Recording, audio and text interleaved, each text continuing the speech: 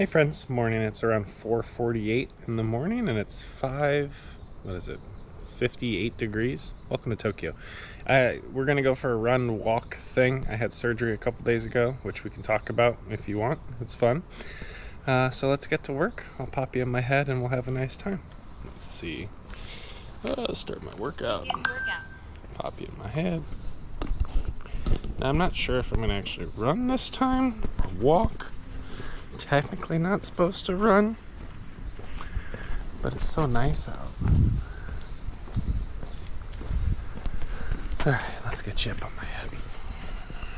Now, per doctor's orders, I'm not supposed to run for 2 weeks. The main reason for that is risk of infection, which I don't know if that'll happen or not. Oh, look at that. Ta-da, we're running. But we'll see. We'll see how this pans out.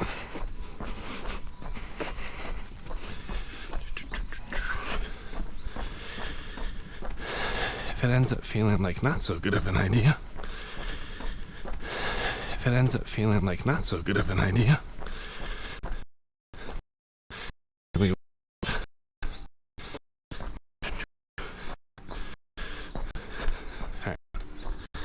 Here we go.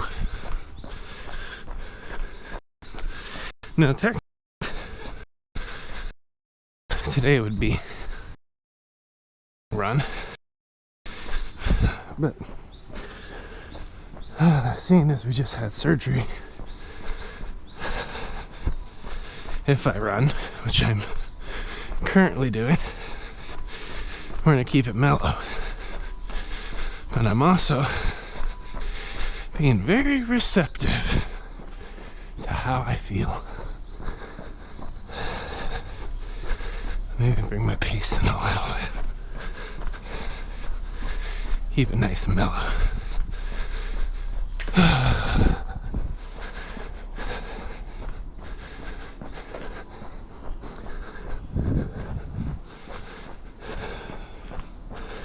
So, happy Tuesday, everyone.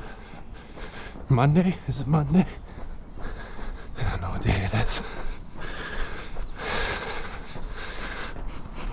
Today we have some interesting opportunities.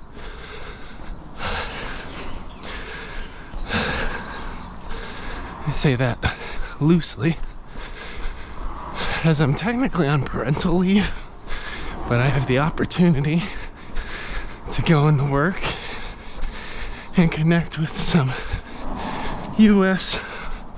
R&D folk.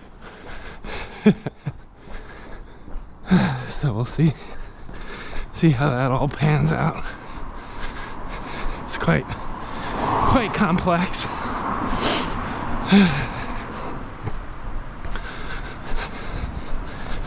right, up the stairs. Here we go. Whew.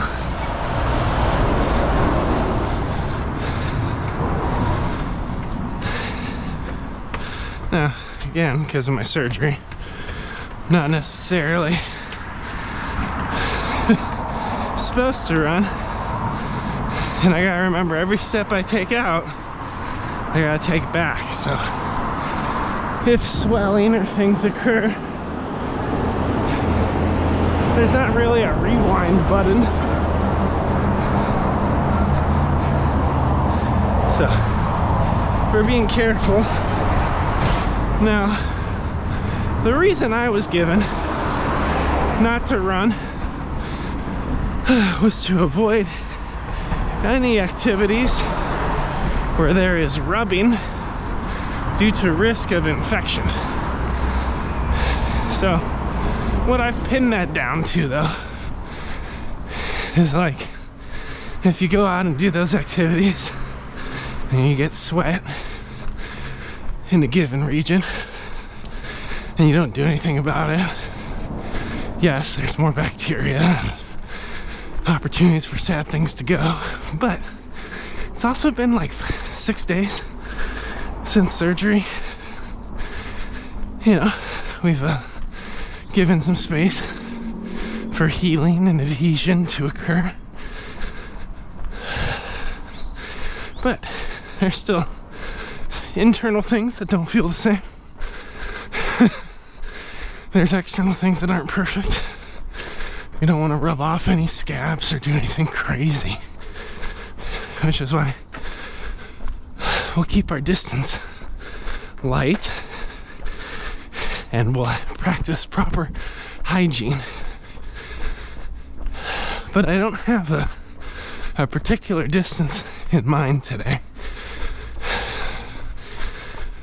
because it is my first run post-surgery, so I'm now sterile. Very exciting.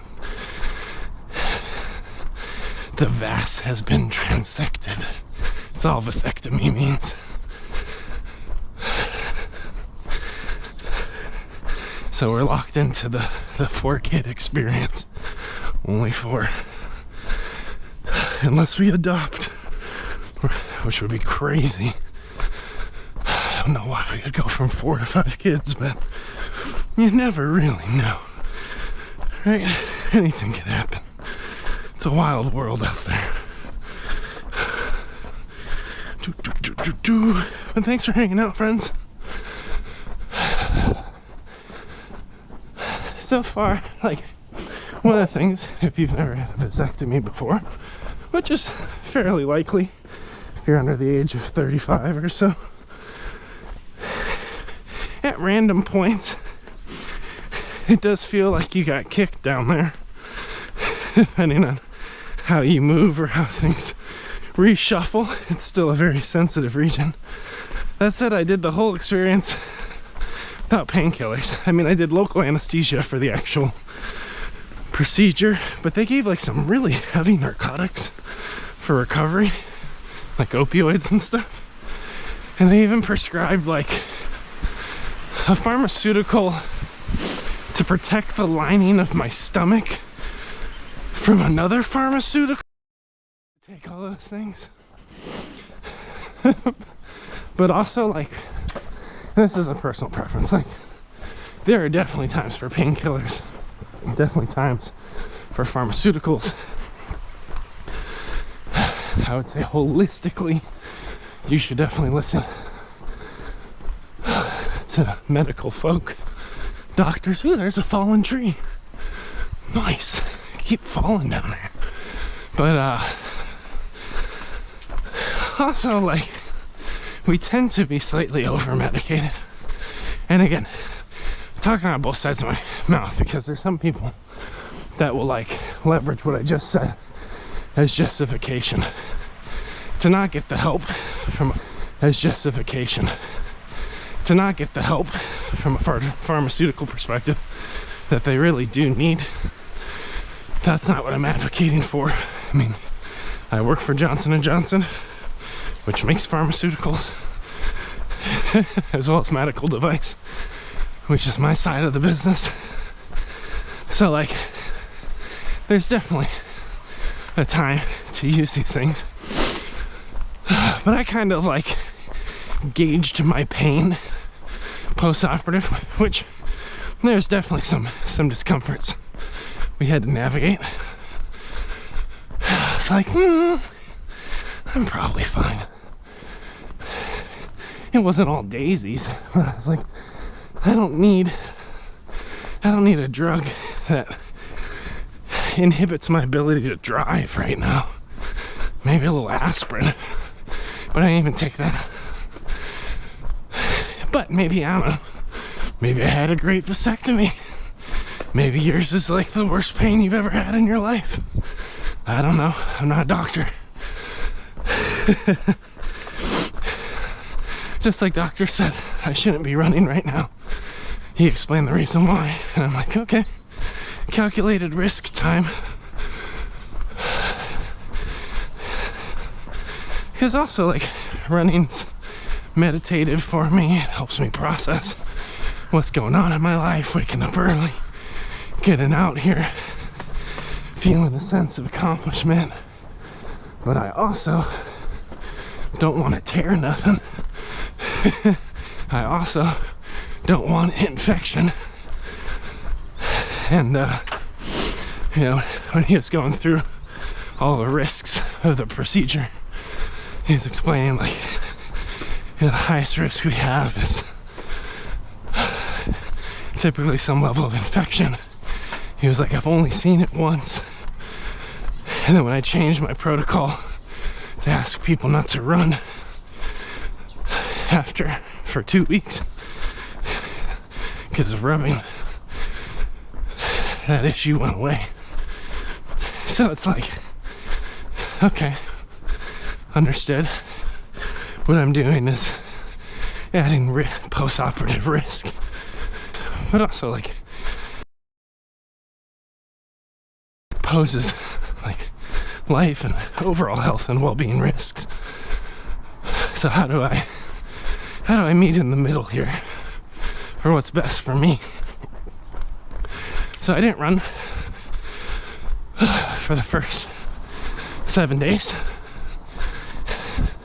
You would advocate another week, and I'm like,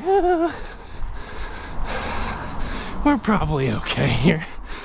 Now we'll see when I check on 5 days. My next post will be like, I have a massive infection, never run.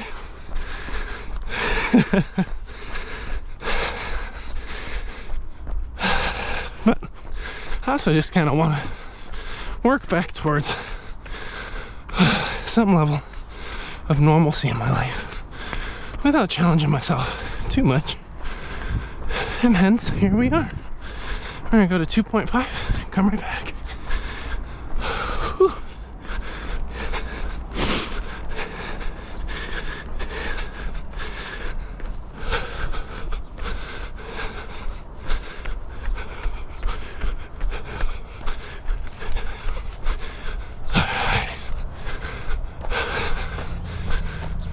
I think we have to remember, for as far as we go out, we must also return, right? A return path is encouraged. So, something to be mindful of in the journey is how far we go today. Normally, if we were building, last week we did 7 miles. Mondays are long runs, so that would put us at 8 miles today. But I think coming in right at 8, that would be a little bit, I don't want to say poor judgment. That would be higher risk than I'm willing to navigate. So I'm gonna keep it a little mellow. Probably keep it more around 2.5, possibly 3. I don't know, I do feel pretty good today. But endorphins can do wonderful things. That's the other watch out I have. It's like, oh, everything feels great. I get home, take a shower, all the endorphins go away. I'm like, oh no! What have I done? Especially because I gotta go to work today, so we're really not looking for that experience. Bird! We're just trying to get out into the world early in the morning so we can contemplate life, get everything sorted in our head, and show up fully present for whatever comes next. But good things are moving. We have, at this point, 1 remaining opportunity to secure a role in Japan. And originally, from like a risk perspective, that's really scary because I have no fallback, no alternative option. It either pans out or it doesn't, and that's really unique. But I'm also trying to approach it like, hey, we got one path. That's great. There's a path still to keep us in region, and I'm energized by it. I'm hopeful about it. I'm still waiting to see how things pan out. So I'm gonna hold on to hope with a tad bit of realism, and we'll see where this path goes.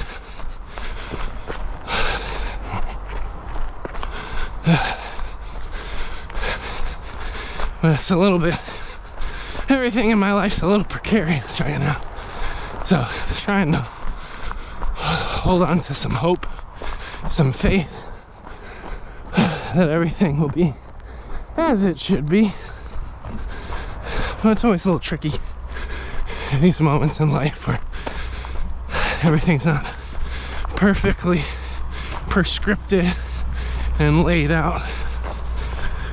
It's messy, and we're just doing the best with the information and opportunities that we have been given, and then we'll see what comes to pass.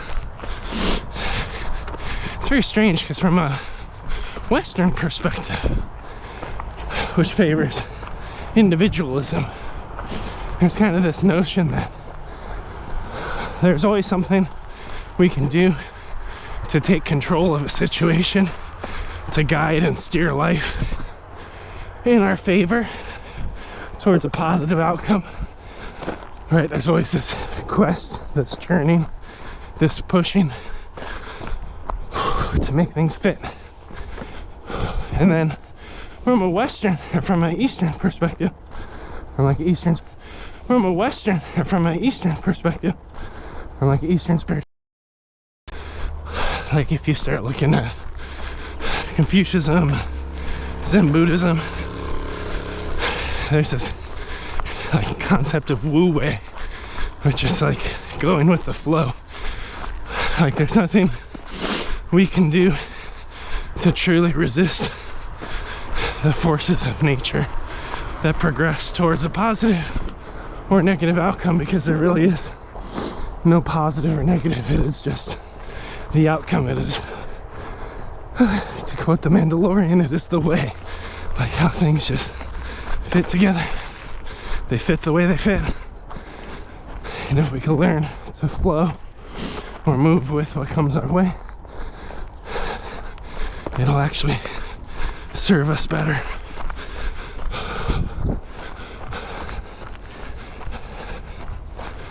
How gozaimasu.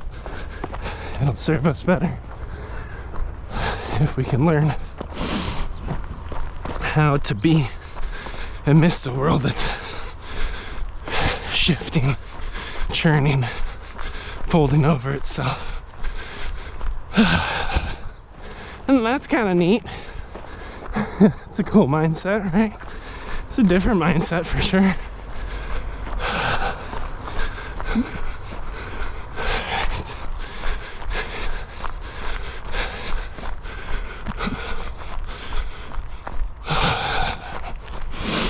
So we'll see. I'm kind of teetering between both methodologies right now. Like, there's definitely a Western part of me that's in my head, like I have a busy mind, scrambling, trying to present my best self, trying to influence the process from every angle possible, trying to hold on or stay attached to a life in Japan, trying to resist a life anywhere else, trying to seek financial opportunity and stability for our kids. Right? There's all these layers I'm trying to navigate, and there's also a pretty strong fear of failure in that space as well, of like just not trusting that things will line up and work out unless I do. right? That inaction would lead to failure.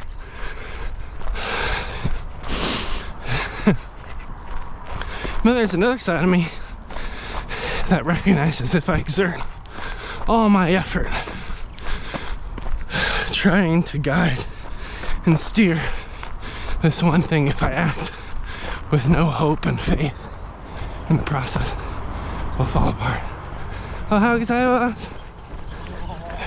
Gambaloo. He's the happy runner. You know, if I do everything I can to exert myself, that I'll actually end up showing up to everything with like a sense of fear, anxiety, and stress. And nobody wants to hire someone who's absolutely strung out. Right? Like, it's just not a good way to hold oneself. You want to hire someone who's calm and collected under pressure. You don't want to hire someone that's delusional, that like doesn't feel the pressure. You want to hire someone that can still have good judgment amidst it. And if I can unattach just slightly from some of these control pieces, there's a possibility that I can have more of an openness to whatever the natural outcome becomes. And that openness and moving with it, in my opinion, again coming from like a faith context, it'll likely lead to a better outcome. There's no guarantee, like suffering still exists, discomfort still exists. There's nothing we could do to perfectly control and conscript our fate. One of my favorite books is like Rosencrantz and Guildenstern Are Dead. It's based off of it's like borderline fan fiction of is it Hamlet? I think it's Hamlet. It's one of the Shakespeare's. I think Hamlet's the one where the dude talks to the skull, or is that Macbeth? I can't remember if it's Macbeth or Hamlet. But basically, like, there's these two minor characters in the actual Shakespeare play. I think they both end up dying. So Rosencrantz and Guildenstern is kind of the satirical fan fiction book that follows the story from their perspectives. And there's this like beautiful illustration of a ship that, like, in life we're on a ship going towards a common heading, which is death. Like, and no matter how much activity there is on the ship to pull the sails and run about the cabin, panic, or sit and do nothing, either way, death comes for us all. Like, the ship is progressing towards a common inescapable fate. And it's a really interesting read because, like, kind of stretch you from a Western context. We tend to rail against our circumstances, and it doesn't. I want to be very careful. Like, it doesn't mean that that perspective doesn't exist in other contexts, because whenever we do this, like, east-west divide over generalities and stereotypes linking, that's not what I'm moving towards.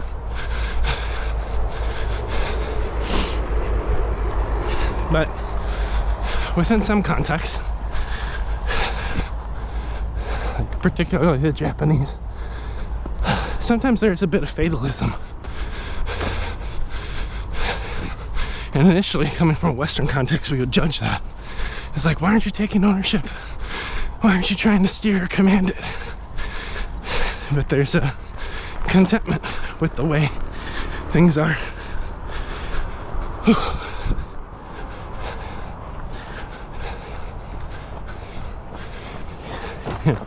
That we only have so much we can do in any given space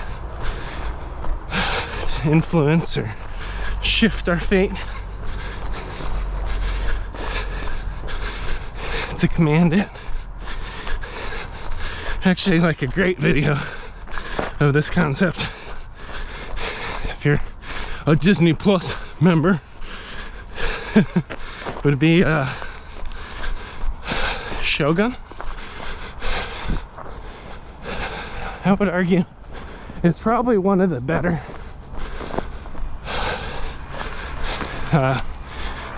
video, movie, show kind of things that captures the clash, especially because they're very overt about Catholics and Protestants and their infighting and influence over the, as they say, the Japans. As well as kind of Bushido, or the way of the samurai. And it's really a compelling story. It's not perfect, they take some liberties, just like any story like that. Like I'd say it's a cut above The Last Samurai.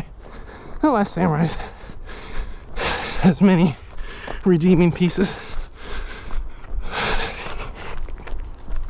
They almost like tip their hat to it quite a few times. By the way, friends, we've run like that's about 2 miles. It's pretty impressive on a vasectomy. Has it been comfortable the entire time? No. But it's felt like it's in a safe range. I thought about walking, but like my legs locked in a nice pace, so I'm kind of following the momentum from that side of things. And then we'll see what comes. So anyway, as I navigate the job hunt or today's opportunity, which is basically giving me FaceTime with some key leaders, I want to create space for things to naturally unfold. You know, leave a little bit of mystery to God and how people connect behind the scenes, because you never really know what people say to one another after a meeting or on a flight home. How people can start to imagine a different future state beyond the initial meeting. And that's what I'm looking to secure. You know, it's just good behind the scenes conversations. You still have to, in some ways, influence, encourage, or push people towards some level of action. But you also got to create space for that subconscious, deeper thought. You know, for people to soak in the idea a little bit. And then trust that a conversation down the road will prompt action, whatever that may be. Even if that conversation's a week later, 2 years later, 5 years later, it will prompt action for somebody to remember and consider. I'm gonna walk for a little bit. From a running point of view, it's actually a nice clean run. We did about 2 miles. I was feeling just a slight bit of discomfort at my surgical site. Y'all can use Google to figure that one out, or the title. So wanted to come over here, walk the last 0.6 miles, figure things out together. But I'm happy that I can get out on my body a little bit. And Felicia said, please come home early. So I will do that, because I'm a good husband. Good and faithful husband Joe will come home early today. Because Joe also had surgery and shouldn't push himself too hard. And there's actually a test we do at Johnson & Johnson. I'm sure our competitors do something similar, where we need to ensure that when we make a device that can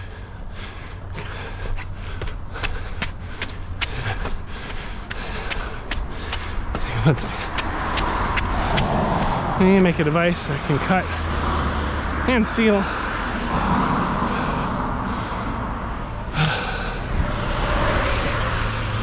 and we will, you know, cut different vessels, different blood vessels, and pressurize them in I want to say relatively novel ways. And you want to make sure that pressure exceeds what you would normally see in life with some undisclosed safety factor. So you want to make sure things don't blow up. Well, it's the same with me. I have some closed tubes. I used to carry various product capable of creating new life. Those tubes have been severed. And we just want to make sure that, well, they don't carry blood though, so I don't think the pressure is going to be the same. Look at me trying to reverse engineer a vasectomy. Yeah, it shouldn't be nearly as large. Yeah, because I was wondering, well, what would happen if one of those ruptured? Well, if one of those ruptured, we'd have some free-flowing little guys. We don't want that. Or we might get sepsis.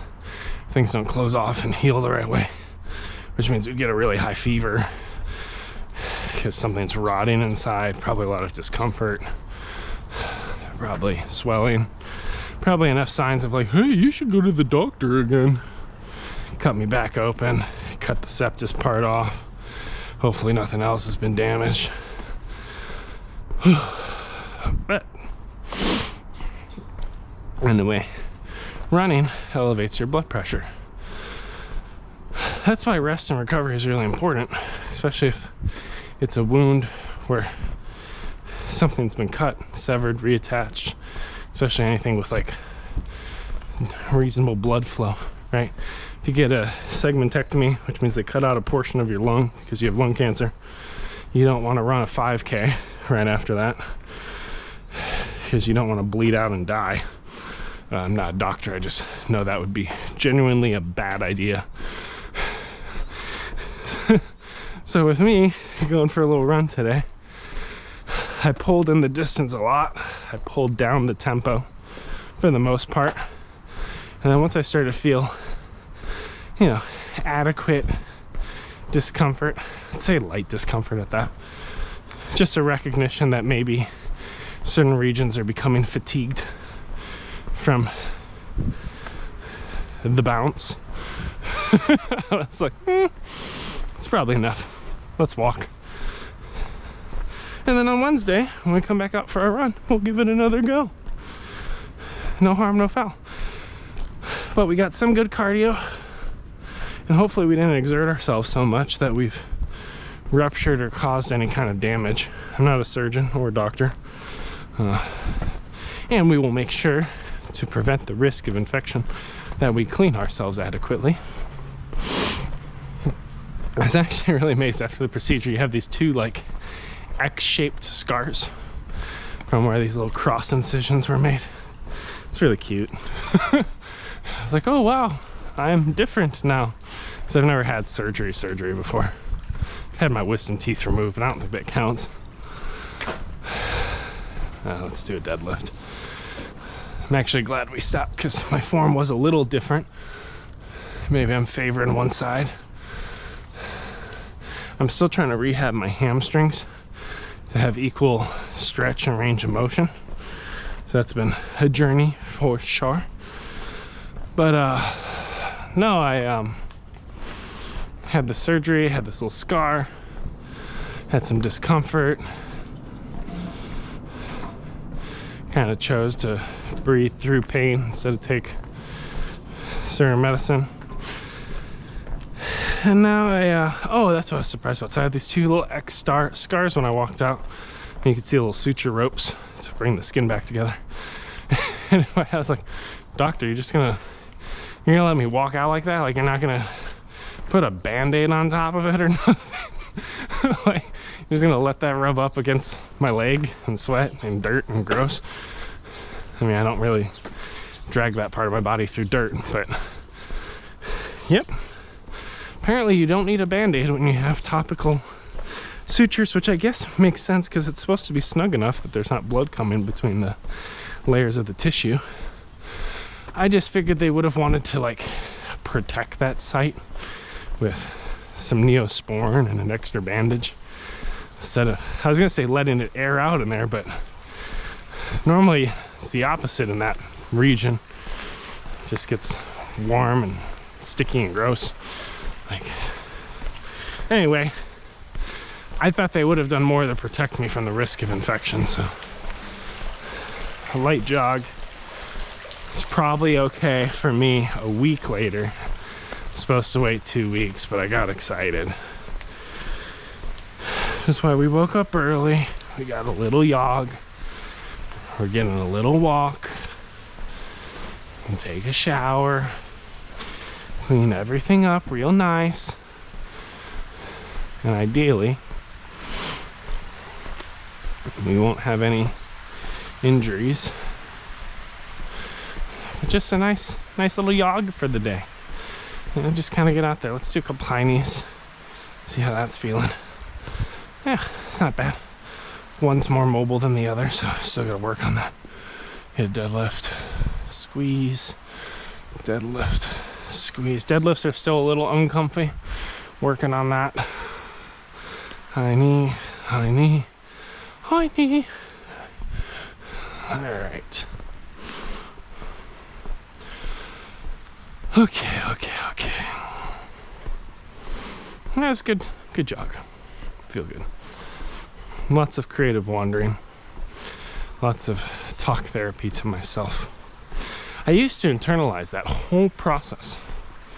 Like before I would run with a GoPro on my head, I would just think through those things and pray, wrestle with God,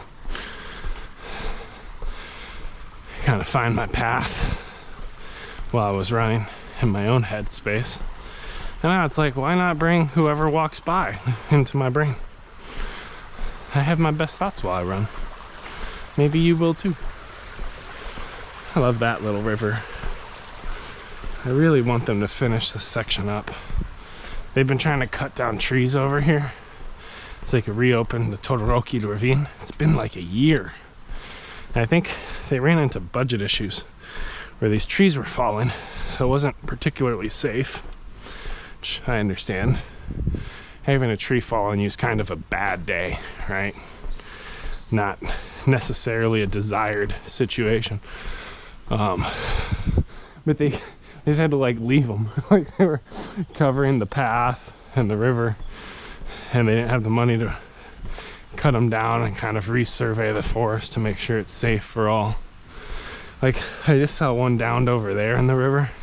I'm like, please don't close that part as well. Like, I need this path. I need my river sounds, even if it's for a couple minutes. The majority of the run used to be along it.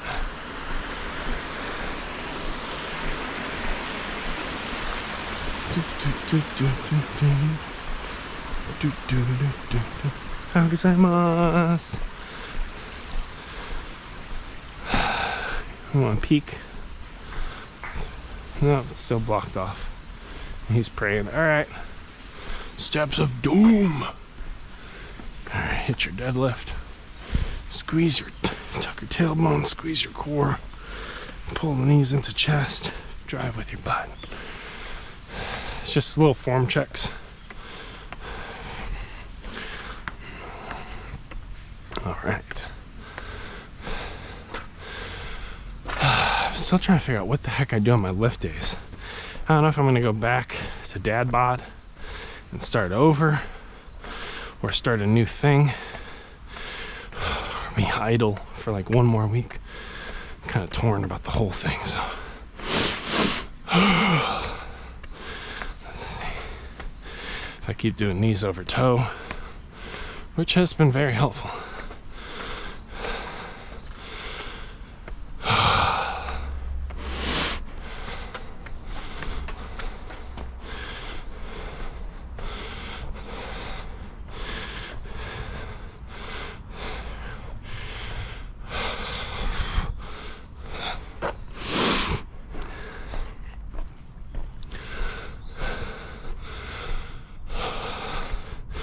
Alright. Stairs still get me every time, man.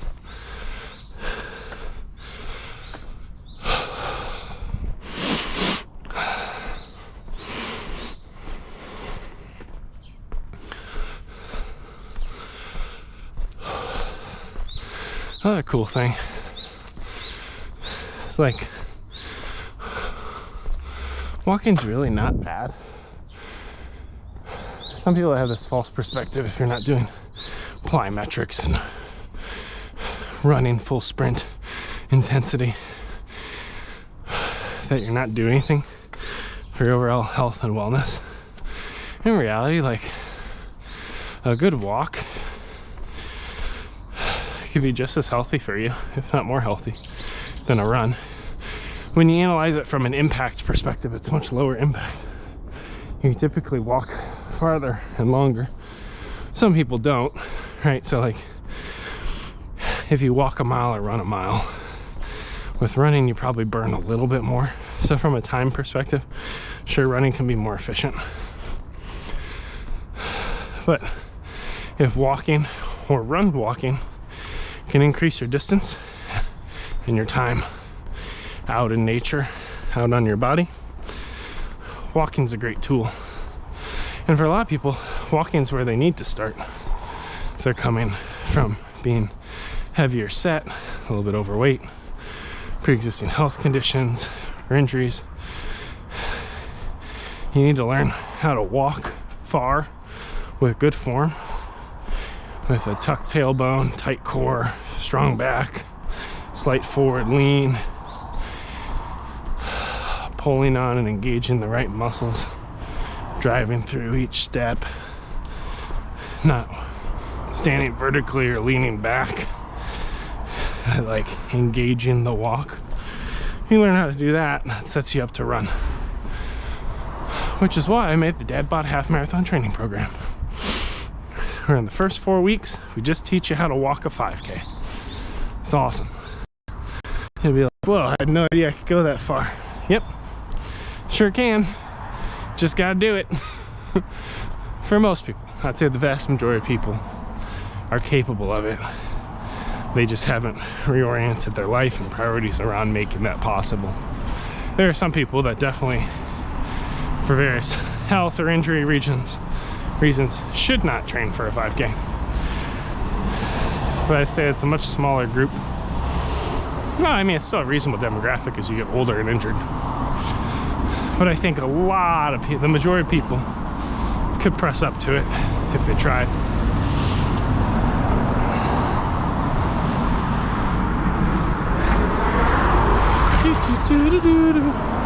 I gotta figure out what half marathon I'm running yet. But I gotta figure out if I'm gonna live in Japan or not. It's kind of the first step there. Because if we're moving back to Cincinnati, which I don't know if that's happening or not, I'm training for the pig. The flying pig. The legendary Cincinnati Marathon. With a whole bunch of hills and crap. Freaking hate that one. I ran the half version of it. That almost killed me. So it's only fitting to train up for the full. Bum bum bum ba-dum. Ba-da-dum bum ba-dum bum bum. Bum bum bum ba-da-dum. Ba-da-dum bum ba-dum bum bum. But today we got a good 3 miles in. If we're running a half marathon, we'd only have to do that 8 more times. That's not a big deal. Just do what I did 8 more times. Easy.